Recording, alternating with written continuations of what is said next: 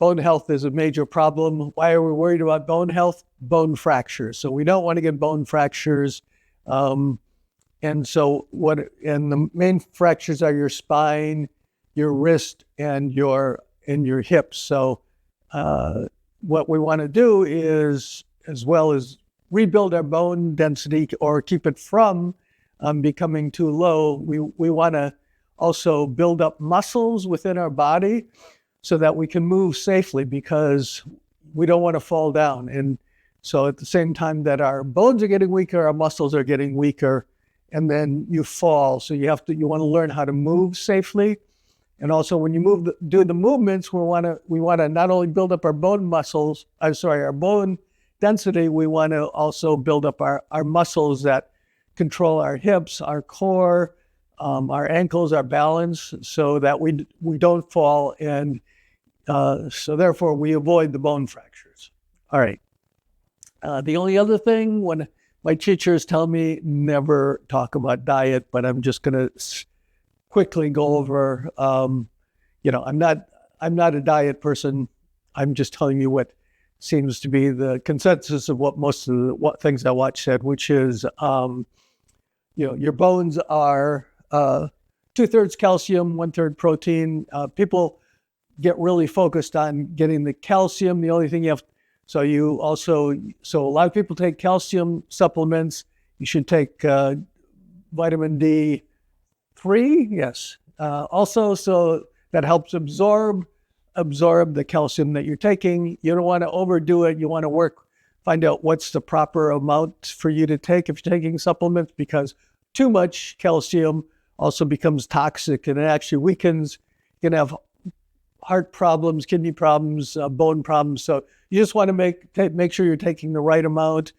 And the other thing is they're 1/3 protein, so you want to make sure you're getting the right proteins. There's kind of specialized proteins. And the only thing they say is if you're on a vegan diet, you have to be very careful to make sure that you're adjusting to get the right types of protein in your diet. And the easiest way to get the right kind of proteins is by getting them from something that already has those proteins in, which is meat. So like one of my Qigong teachers recommends eating 4 ounces of red meat a week to get all the micro nutrients and proper proteins into your body. Okay, that's it. So now we're going to go on. We're going to go on to the movement. So I originally was going to give it last week, so I made a little video for last week. You can watch that if you want. It's only 20 minutes long. I did almost all movements. So in that, there was one thing that I was going to, so there's Wolff's Law. Let me go back. There's Wolff's Law, and what that says is if you stress your bones, that signals your body to build up bone density. So a lot of the movements that you do, that you want to have, intensity. You want to have, bone loading. You want to have intensity. You want to have like a bit of a shock going through your bones, and that stresses them and tells your body to start producing chemicals which will strengthen your bones. So it's one of the ways, I'll just go over this quickly. One of the ways that you can do that is something in Qigong we call bone tapping. So you tap yourself. This is in the previous videos. I'm not going to go over this today, but you tap yourself. And this causes what's called, there's a certain way you do it, but this causes what you call microfractures. And that, so what you do is when you do any of the movements, you usually do them every other day, because what you do is you stress your bones one day, and then you give them 48 hours to rebuild themselves. And so what you want to do with the bone tapping is you do it like 2-3 times a week. So you can start with your hand, and then what you can do is you can take a stock and put mung beans in, and then you can use that to tap your body, and you get a little bit more even tapping. Plus, I find I hit myself a little bit harder, but because it's spread over an area, it doesn't hurt you as much as like some people when they slap their body. It's like, oh, this hurts. I don't want to do it. So you can use your like mung bean filled sock. So that's bone tapping. That's very good for your bone density. You can do your whole body. You can do it while you're sitting, because you're basically just trying to, like I said, cause these micro fractures. It sounds bad, but they're micro, so it's just stressing on your body. So that's bone tapping. Okay, so the other way is you want to cause a shock go through your body, and one of the ways, and it has to be weight bearing. So what you want to, one of the things they have you start with is, got this piece of expensive equipment. You might want to get one if you don't have it. It's called a chair. So one of the things that you can do is the heel drop. So you come up and you just drop. You lift your body and drop, lift your body and drop. You do this to start with. You probably should only do like maybe 10 times, but you want to do maybe 20, 30 times, like 3 times a day. You're coming up and then you're dropping. So this is sending a shock wave through your body, Okay, so now, however, whenever you do movements, you have to make sure that you aren't hurting your body, which means proper alignment. Plus, okay, so in this case, especially if you're starting, when you're starting, maybe you only do 5 times to start with. After it takes about, I would say, 2 weeks for your body to get used to something. So if you do, like, I'm going to do 100 the first day, the next day it's like my knees hurt, my back hurts, I'm not going to do it anymore. So in this, what you can do is if you also modify it for your body. So when you're doing this, you lift your heels and then you drop down. You don't lock your knees because that puts a lot of pressure on your knees. Plus you want the shock wave, that stops the shock wave from going through your body. So you relax your knees as you're dropping to make sure you don't hurt your knees. All right. Now, if you feel like this is too much stress or not enough stress, you modify it. So if you can increase the pressure by lifting your heels higher and dropping, and then also see, I've moved on to a hard surface. So that makes more of a shock. If I feel like I'm getting too much shock, this is for all the movement. So I'm just telling you how you modify this for you once you start doing it and you feel like, oh, it's too much pressure or not enough pressure. So you can move on to a carpet. And the other thing you do is don't lift your heels as high, so you have a shorter drop when you drop, as opposed to going as high as you can and dropping a lot. So that's how you modify it for you, your body. We're giving you a bunch of movements, and what you want to do is you want to pick the ones that you like, that you say, oh, I'll do this every day, because it takes 6 months to a year before this actually starts affecting you. We've been losing bone density for years and years. So you're not going to, like, 1 week, like, I do it 100 times a day for a week and suddenly I'll have bone density. You have to continually every day put a small amount of stress on your bodies, or every other day, and then it'll build up over time. Okay, so that's one. This is this is like a heel drop. So what's the difference between Qigong and your physical therapist? So your physical therapist will have you do the heel drop. Well, what we do in Qigong is you go by your breath, so you're breathing in, so you coordinate it with your breath. And you can also visualize, we also use visualization. So you visualize your body being filled with energy, and then when you drop, you visualize the energy moving through your body, strengthening the bones. So the difference usually between just exercise and Qigong is You use a lot of visualization. You're trying to coordinate with your breath, and you're trying to really assure that you're aware of where your body parts are moving. Okay, so what's the next one? The next one is just the squat. So to start with, to do a squat, you can hold a chair, and what you want to do is you're going to bend down. Your shoulders go forward slightly. You're not keeping your back straight. You're going slowly, but your shoulders like stop at your knees. So you're not doing this. You're bending, and your shoulders go forward.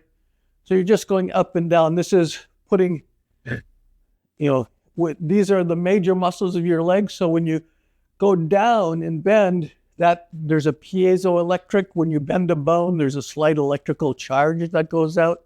So when you're going up and down, this is actually the muscles are putting pressure on the large muscles of your legs.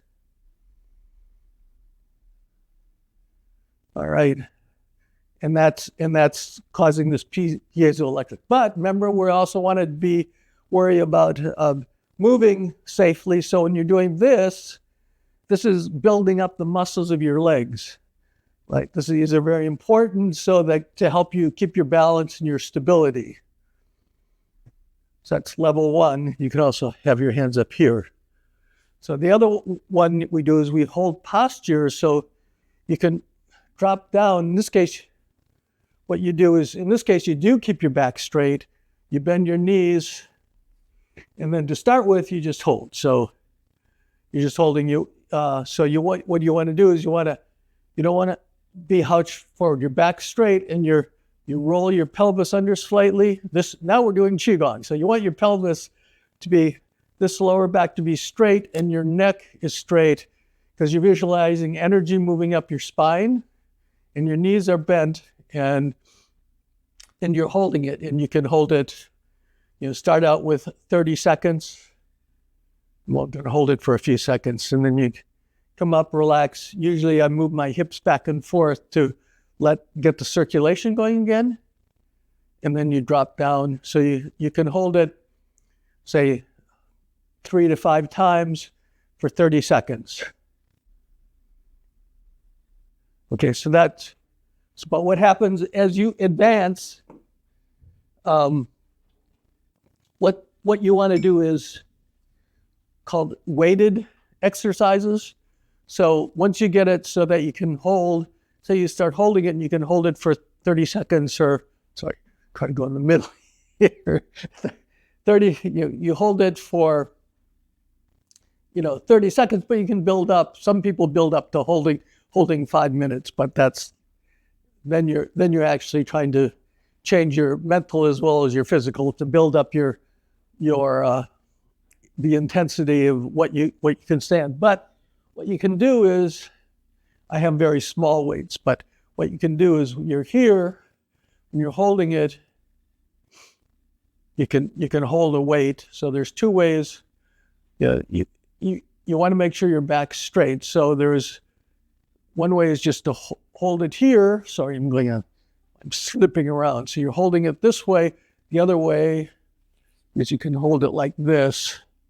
Hold it against your chest. You want to make sure your back stays straight. You don't want to bend your back. That's part of if you find how to move safely as you get older, you don't want to bend your spine, because as you bend your spine, you cause an unequal load on your vertebrae, and that's when you get spinal fractures. So when you're bending over and picking things up, you keep your back straight. The same here, you keep your back straight. So you're holding. We'll just hold for 10 seconds. 1,002, 1,003.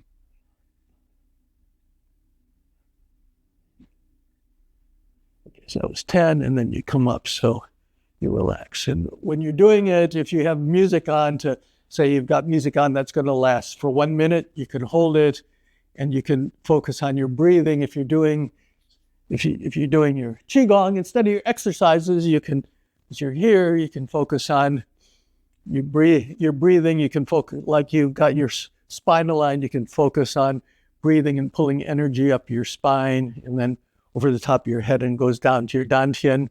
Or you can just work on your leg strength. So you can hold this here.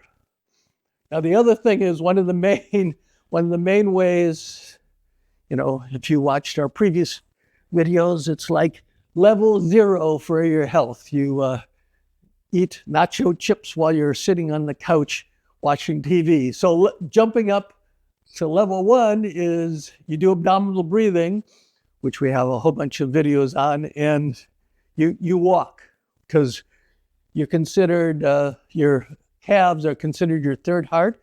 They're not beating when you're lying on the couch, so just walking around gets your whole heart beating, opens up your mind and everything. So it's very good for your health if you just walk.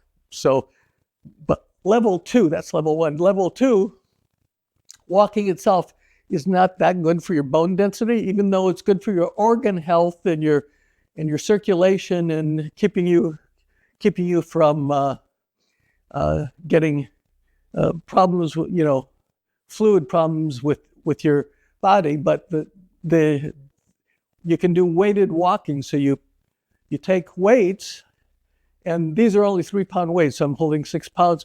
And then you can do this in your house. You just walk back and forth. Make sure your back is straight. Oop, walked off the screen there.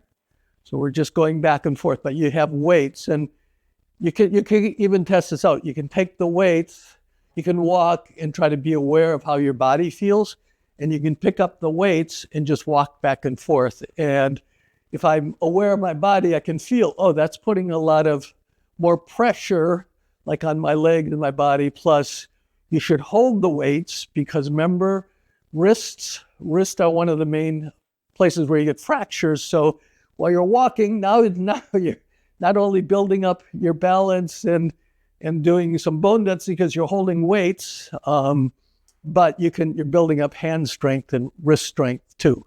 So that's just walking with weights is actually good bone building and just for your general health.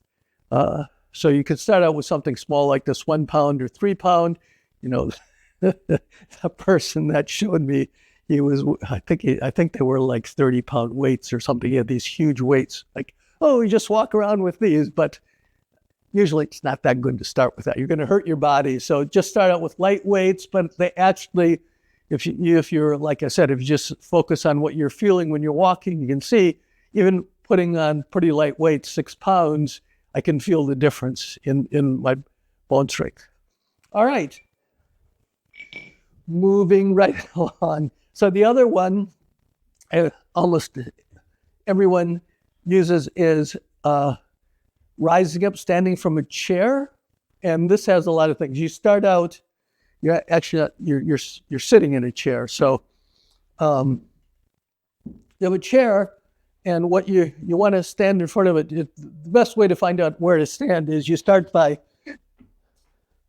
sitting on the edge of the chair, your back is straight, and what you're doing is you lean forward a bit, and then you stand up, and then you lean forward, sit down. So now you just do that a couple times. Now you're confident that you're seated in the right place. Okay, so what you do here is when you're standing up and sitting down, once again, that stresses these muscles in your legs, and that puts pressure on your bones. So this is building bone density. It's level 1. So you can stand up faster because that increases the intensity. And then you sit down slowly, that builds your muscles. So you go fast, slow. Now remember, you can modify these. So one way you modify it by doing the stomp. So you lift your legs, and then you stomp when you sit up. And then sit down slowly, lift up your legs. So this is, once again, that stomp is putting more pressure onto your legs. And so you can do that you can modify that. You can do it on a hard floor, you can do it on a carpet, you can lift your legs higher, or you don't have to lift your legs at all. So the other modification that I do in my class is use this other piece of expensive equipment that you may or may not already have. You can use a book if you don't have a yoga block or a brick. You're actually supposed to use a brick. So what you do here is you put them up, you hold the yoga block between your thighs here, but the rest is the same. You stand up, you sit down, you stand up, you sit down. So why is this better? Well, there's a couple things. Make sure that when we get old, we don't want to be doing this, getting out of the chairs. Yeah, I'm getting up, I'm okay, right? We want to be able to feel for ourselves and let other people see, we're still young, look at that, I can do that. So you can, if you use this, and make sure that your body is aligned properly when you're sitting up, and when you stand up, you can feel your knees kind of go together, so you're squeezing this. So you're building up your adductors on the inside here. And that's very important for your balance and your stability, to have the muscles in your core, on your legs, and these don't get exercised very often. So just standing up and sitting down, standing up. I guess I should get in sync. Sitting down, and then one more stand up. And we're sitting down. So that's those. They're basically using a chair. You're hitting your